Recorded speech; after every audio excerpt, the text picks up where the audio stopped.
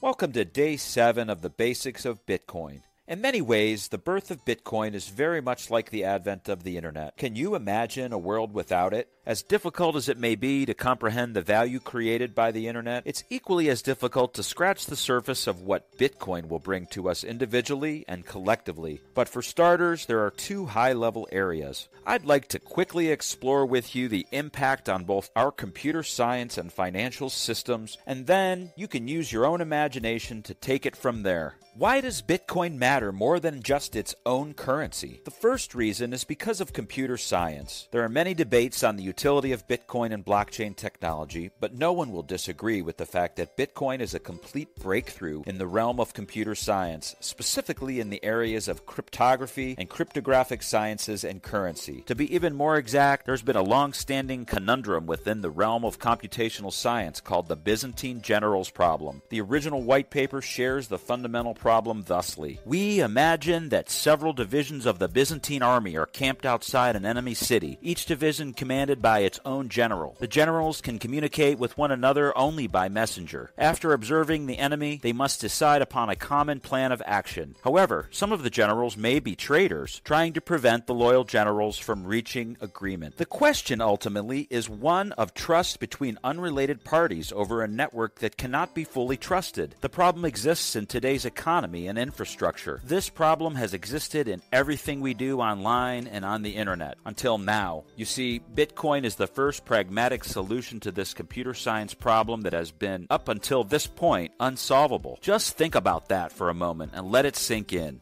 With Bitcoin, we can transact with each other without having to necessarily trust the other party. Why? Because the underlying technology and protocol is what we trust. In other words, every participant in the network trusts the mathematical principles instead of each other. The shared trust is the program logic in what makes Bitcoin so groundbreaking. Consequently, we can send information securely and with confidence, guaranteeing delivery with the ability to audit post-transmit with global accountability. Financial systems. This is self-evident in the fact that Bitcoin itself is a unit and network of currency, but the principal characteristics that we must remember is that this is an entirely decentralized financial system where you, as an individual, can become your own bank, issuing yourself currency through mining while maintaining complete autonomy and agency unto yourself. You can transact with people anywhere in the world without friction and without fear, fraud and tamper resistant. You could never be as confident with any other form of currency as you can be with Bitcoin because there are no intermediaries between one participant and another. Bitcoin is like a single firm handshake, while any other form of currency flow requires multiple handshakes for the money to arrive, adding to the cost as well. When you send Bitcoin, you know it will get to where you want it to go. This is just the start. We're already starting to see local organizations, governments, and financial and technological systems transform as a result of Bitcoin and blockchain protocol. For instance, can you imagine a more safe, secure, and accurate way of voting in public elections? Blockchain can solve many of the issues around voter registration and identity verification necessary to have a fair and balanced vote of public officials. Startups like Democracy Earth and Follow My Vote are two companies building these tools. And this is just the tip of the iceberg, so let your imagination run wild with what all these innovations mean for you, for us collectively, and for our world. Tomorrow in Part 8, we'll talk a bit more about how one specific technological area has been born and what you should do about it.